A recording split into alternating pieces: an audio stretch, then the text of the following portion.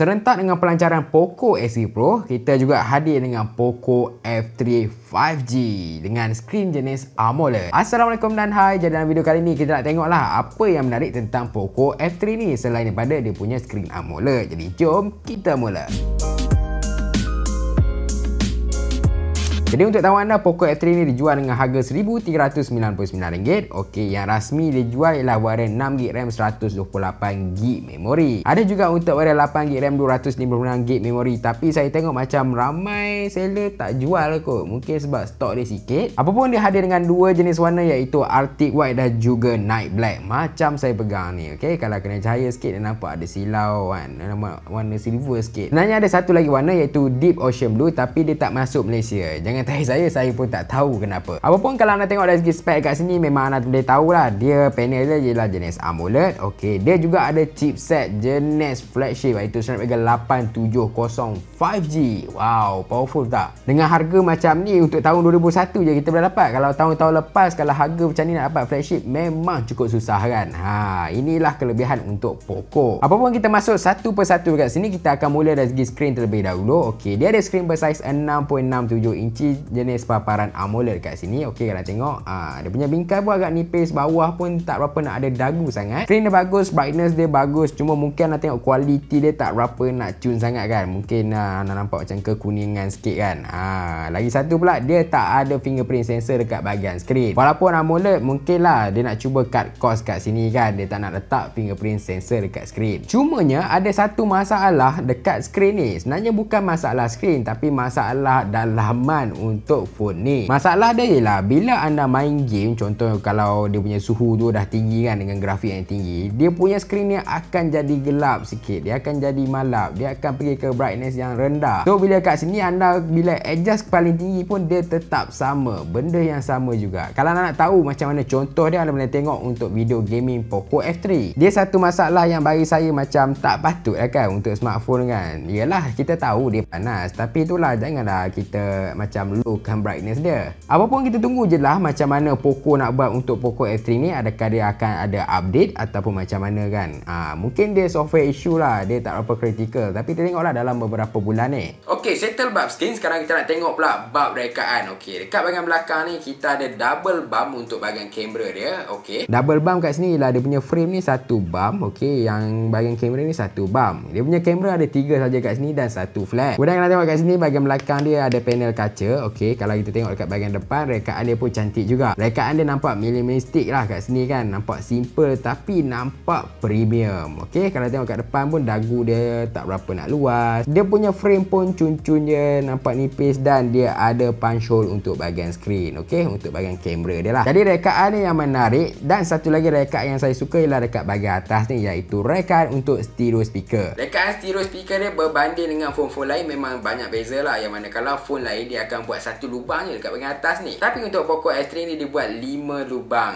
Nampak design yang cantik, dan satu lubang lagi dia khaskan untuk IR blaster. Jadi kita tengok dekat bahagian atas, kita ada IR blaster, kita ada mic, dan juga kita ada stereo speaker. Dekat bahagian kiri kita tak ada sebarang port. Dekat bahagian bawah kita ada SIM slot yang menyokong 2 SIM serentak sahaja, tidak menyokong memory card. Kemudian kita ada USB Type-C, kita ada mic, dan juga kita ada speaker. Dekat bahagian kanan pula kita ada butang kuasa dengan fingerprint sensor dan juga butang kawal bunyi. Dekat bahagian belakang kita ada 3 kamera setup dan juga 1 flash. Dekat bahagian depan pula kita ada skrin bersaiz 6.67 inci dengan stereo speaker. Jadi settle bab dia punya rekaan, jom kita bincang bab prestasi. Next kita nak bincang bab prestasi. Untuk Poco F3 ni, sebabkan dia menggunakan chipset flagship iaitu Snapdragon 870 5G, jadi bagi saya tak ada masalah. Dia punya multitasking pun cun, buat kerja berat ke buat kerja ringan ke pun tak ada masalah kat sini, memang semuanya lancar. Ditambah pula dia menggunakan UFS 3.1 untuk data transfer yang lebih laju. Dia ada juga Android 11 kat sini dan juga MIUI 12 yang terkini. Setakat saya gunalah, kalau macam Poco X3 Pro kan, dia macam ada masalah dengan wifi lah apalah, tapi yang ini dia kurang sikit lah bab-bab macam tu. Saya dah test untuk rakayan wifi dan sebagainya, saya rasa yang ini lagi better, yang ini lagi smooth, dan yang ini dia tak adalah laggy sangat. Cuma yang ada beberapa bug kecil lah kat sini, dan saya mengharapkan Poco dia tengoklah bug-bug kecil kat sini kan. Mungkin untuk setengah orang dia dia akan terasa ada bug sini. Tapi kalau anda guna smartphone anda macam biasa, mungkin anda tak tahu oh ada bug ke. Jadi kalau prestasi dia cun, macam mana bab gaming?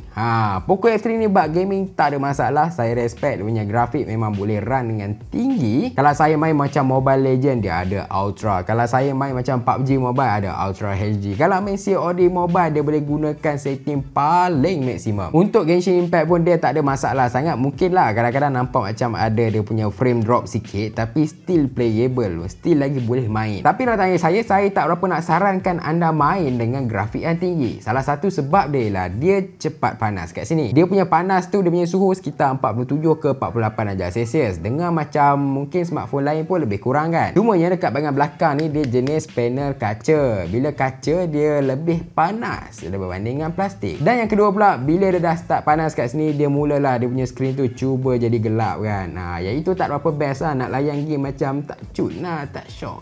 Jadi untuk gaming tak ada hal, tapi buat masa sekarang anda gunakan grafik yang orang kata sederhana pun okey dah kat sini kan, tak ada masalah pun. Sementara bug-bug kecil ni ditutup oleh Poco. Harapnya dia bolehlah ditutup, bukanlah disebabkan chipset yang ada iaitu Snapdragon 870 dekat sini. Jadi kita nak bincang pula bug bateri, yang mana Poco F3 Pro ni dia ada bateri sebesar 4520 mAh dan juga dia ada fast charging 33 watt. Jadi mungkin anda terfikir kenapa bateri dia tak 5000 mAh kan? First kali lah dia punya rekaan kat sini lah. Rekaan dia agak nipis. Ketahanan bateri dia boleh bertahan mungkin dalam sehari ataupun lebih sikit kat sini ikut cara penggunaan anda. Sebab kalau saya main game macam Mobile Legend dengan grafik Ultra pun kat sini, penurunan dia dalam masa 1 jam sekitar 14% je, yang mana bagi saya memang sikit je lah. 14% kan kalau kita darab bahagi mungkin boleh main dalam 7 jam kot untuk main Mobile Legend lejan habis-habis. Dan kalau anda nak jimat lagi bateri dekat Poco F3 ni, anda boleh gunakan refresh rate yang rendah iaitu 60Hz sahaja. Jangan guna 120Hz. Tapi kalau anda memang sentiasa dengan plug, okey, yang mana dia punya plug tu dibekalkan dengan 33 watt, dia punya charge tu mungkin mengambil masa apa yang Poco kata dalam bawah sejam. Tapi saya charge tak adalah bawah sejam, mungkin dia akan ambil sejam lebih sikit jugalah.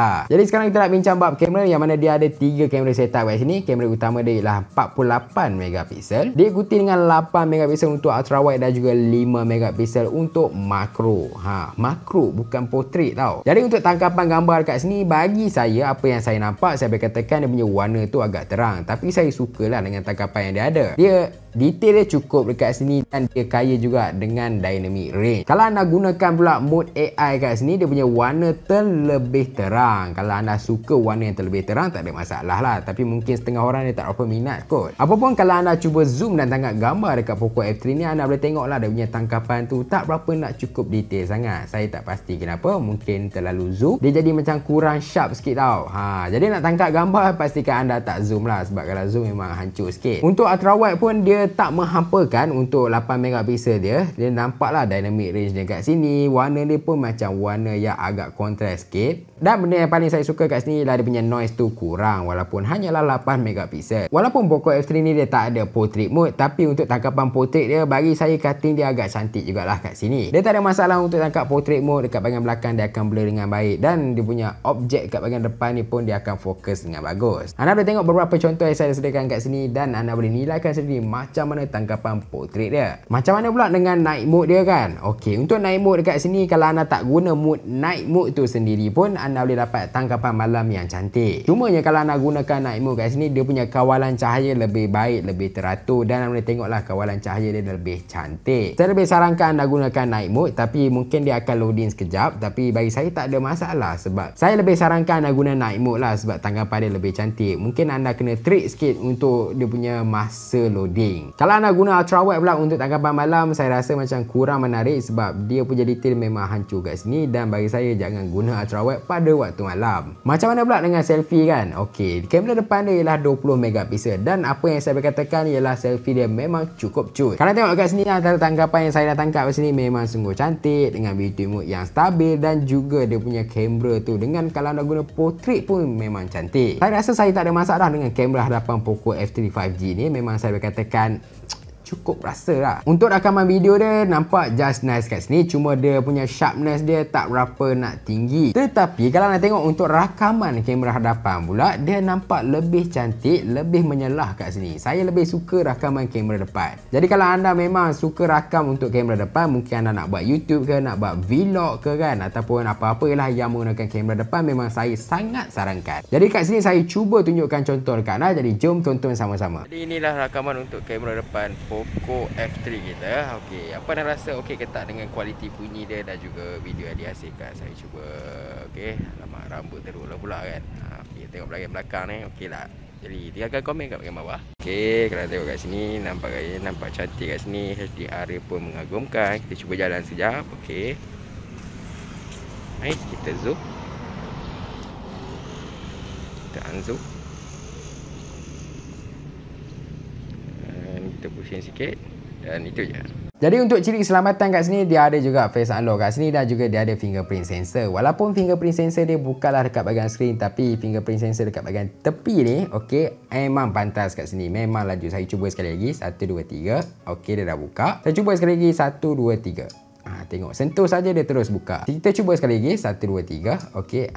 Saya punya jari ni tak habis lagi angkat pun dia dah unlock. Tambahan kat sini lah untuk stereo speaker dia, bagi saya memang sedap kat sini. Okey, dia punya stereo speaker, dia punya output punya lubang pun kena kat sini kan. Kelantangan dia memang kuat kat sini, memang sedap dengan high res pula kat sini kan. Memang okey lah, layan lah dia punya speaker. Dan yang kedua pula yang saya suka kat sini, masih lagi mengekalkan IR blaster. Jadi anda bolehlah remote mungkin aircon ke TV dan sebagainya. Kesimpulannya, kalau anda berminat untuk beli Poco X3 Pro tapi Poco X3 Pro dia tak ada IPS, mungkin anda boleh jump ke Poco F3. Benar best kat Poco F3 ni ialah dia punya skrin jenis AMOLED. Dia ada pula 5G kat sini, speaker dia pun sedap kat sini, dan rekaan dia mungkin untuk setengah orang dia rasa macam cantik. Dan saya rasa pun sebab dia nipis dan juga belakang dia nampak berkilau dengan rekaan kaca, saya merasakan dia punya rekaan ni nampak premium kat sini. Jadi patut tak anda beli Poco F3 5G ni? Okey, saya rekomen kalau anda memang minat prestasi yang tinggi, bajet yang rendah dan juga gaming kat sini. Benda lain pun still juga cun, cuma dia macam just nice je kat sini. Contohnya macam kamera, kalau anda beli janganlah mengharapkan dia flagship. Dia punya kamera masih lagi di tahap dia punya harga tu kat sini.